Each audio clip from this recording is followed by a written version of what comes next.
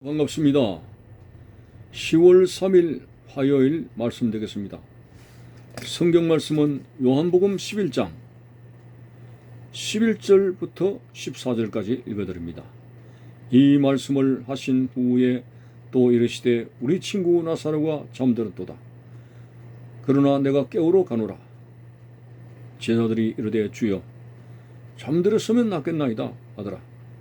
예수는 그의 죽음을 가리켜 말씀하신 것이니 그들은 잠들어 쉬는 것을 가리켜 말씀하심인 줄 생각하는지라. 이에 예수께서 밝히 이르시되 나사로가 죽었느니라. 아멘. 우리의 이치에 맞지 않지만은 나사로가 위독함에도 불구하고 이틀을 더 짓째 했을 때 우리는 주님의 뜻에, 주님의 섭리에 맡기며 살아야 된다고 지난번에 말씀을 드렸습니다. 자, 예수님께서 마침내 나사로가 잠들었도다. 내가 깨우러 가노라 라는 말씀을 합니다. 여기서 나사로가 잠들었다는 것은 나사로의 죽음을 말합니다. 이틀을 유하시고 나흘을 유하시고 결국은 나사로가 죽었고 죽은 지 나흘이나 된 상황이 되는 것입니다.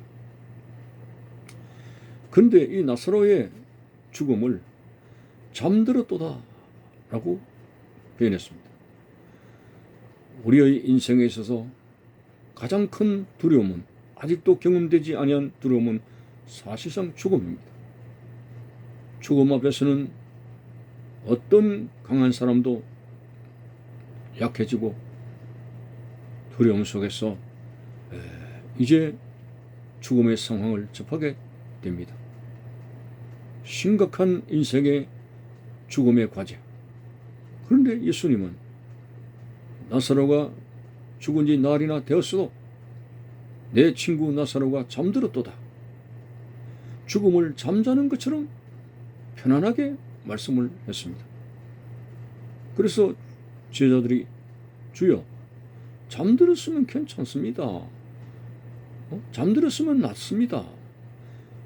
죽을 병이 아니군요. 이런 식으로 예수님께서 나사로가 잠들었다는 죽음의 의미를 깨닫지를 못했습니다. 이 죽음을 가리켜서 예수님께서 잠들었다는 의미를 두 가지로 한번 생각해 봅니다.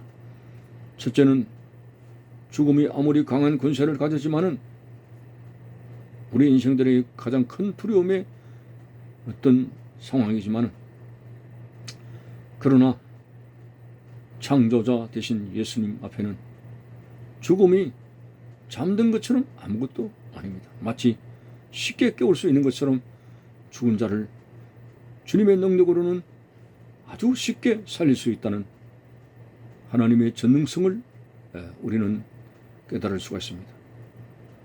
우리는 결코 죽은 자를 살릴 수가 없고 내가 죽었을 때에 다시 삶으로 갈 수가 없습니다. 우리의 인생의 홀로의 힘으로 될 수가 없습니다.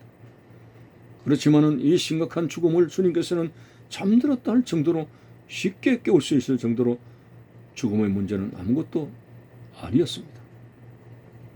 실질적으로 나인성 과부의 독자도 살리셨고 오늘 이 나사로도 정말 살리시는 이 전능성, 우리는 죽음이 최고의 과제가 되고 두려움의 대상이지만 하나님 앞에서는 죽음의 사건이 아무것도 아니고 그저 잠드는 사람을 깨우는 정도로 여겼을 뿐입니다. 참으로 예수님은 인간의 생사복을 주관하시는 분이고 에스겔 꽃자기의 죽은 뼈를 말씀을 들어가게 해서 수천의 살아있는 군대를 만드시는 분이 바로 주님이십니다. 오늘 우리는 이 심각한 죽음의 문제일지라도 이 죽음의 문제를 안고 치료하시는 주님을 굳게 믿으며 부활의 첫 열매 되신 주님을 믿음으로 죽음에서 벗어나 우리들도 부활의 나라에 임한다는 소망을 가지고 살아야 됩니다. 두 번째로 예수님께서 이 죽음을 잠들었도다 라고 하는 것은 그리스도 안에서 죽음을 잠들었다 하는 표현이 곳곳에 있습니다. 우리가 알다시피 예수 그리스도를 믿음으로 죽게 된 사람들은 이제 낙원에 이르게 됩니다. 오늘 네가 나와 함께 낙원에 있으리라. 그 낙원은 너무나 행복하고 편안한 곳이기 때문에 잠든 것처럼 평안을 이루는 어떤 상황을 두고 나사로가 잠들었도다 라고 했습니다. 참으로 그리스도 안에서의 죽음은 이제 영혼이 육신을 빠져나와 낙원으로 가는 것이기 때문에 지옥의 엄부에 떨어져서 불타는 그곳에서 고통에 몸부림치는 상황이 아니라 낙원의 행복, 평안이 있는 곳, 바로 잠든 것 같은 평온한 그러한 삶이 된다는 것을 예수님께서 말씀하고 있습니다. 그래서 오늘 참으로 우리가 살아가는 데 있어서 죽음이라고 하는 것이 굉장히 두려운 사건이 맞습니다. 그렇지만은 오늘 예수님께서 이 땅에 오신 목적도 우리 육신을 배부르게 하고 육신의 문제를 해결해 주시는 그런 것이 종국적인 그런 목표가 아닙니다. 바로 인생에게 임한 죽음의 군세를 물리치고 우리 죄를 안고 죽으시고 3일 만에 부활하심으로 말미암아 우리들도 주님께서 부활하신 그 부활의 자체를 따라서 우리가 부활하는데 바로 주님을 따르는 그러한 결과가 된다고 하는 사실입니다. 사망한 너에 이기는 것이 어디 있느냐? 사망한 너에 이기는 것이 어디 있느냐? 부활의 소망을 가진 바울이 사망을 조롱하기까지 했습니다. 그리고 바울은 사실상 이 땅에 어떤 미련도 희망도 가지지 않았습니다. 오직 부활의 나라, 그가 경험한 그 하나님 나라를 바라보고 이 땅에서 온갖 고난을 견뎌낸 사람입니다. 천국, 오늘 죽음의 모든 능선을 넘어서 저 영원한 하나님 나라의 도성에 영원히 살게 되는 오늘 그리스도인들로서는, 그리스도 안에 살아가는 믿음의 사람들로서는 주님이 말씀한 것처럼 그저 잠든 것을 깨우는 것에 불과할 정도로 주님 앞에는 아무것도 아닌 것이고, 두 번째는 잠드는 평온처럼 낙원의 그곳에서 우리는 평온하게 그 나라에서 살 수 있다는 사실을 암시적으로 말씀하신 것을 깨달을 수가 있습니다. 오늘 우리의 삶에 이 땅에서 광야 같은 삶을 살아가는 데 있어서 우리의 최종 목표는 이 땅이 아닙니다. 그렇다고 이 땅을 불충성스럽게 살아가라는 말이 아닙니다. 네가 죽도록 충성하라고 말씀했습니다.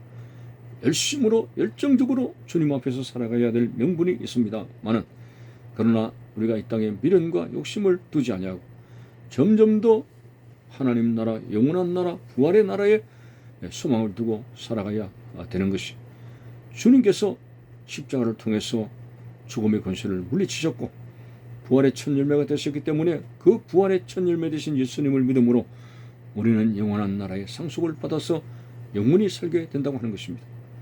오늘 본문에서 예수님께서 죽음 그 자체를 아무렇지도 않게 생각하실 정도로 나사로가 잠들었도다. 제자들은 그 말을 깨닫지 못하고 잠들었으면 뭐 낫겠죠, 이렇게 이야기를 했습니다.